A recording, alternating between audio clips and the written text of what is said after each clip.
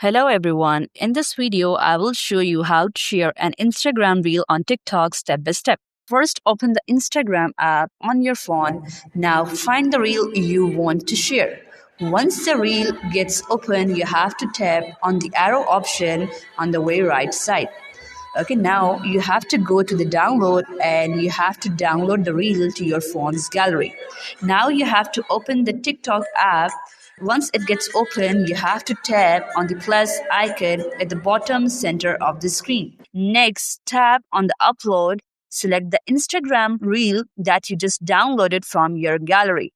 And then, if you want to adjust the video, you can. Once you are done, you have to tap on the next. Add your captions, hashtags, and privacy settings. Finally, tap on post, and that's it. Your Instagram reel is now successfully shared on TikTok. Thank you for watching.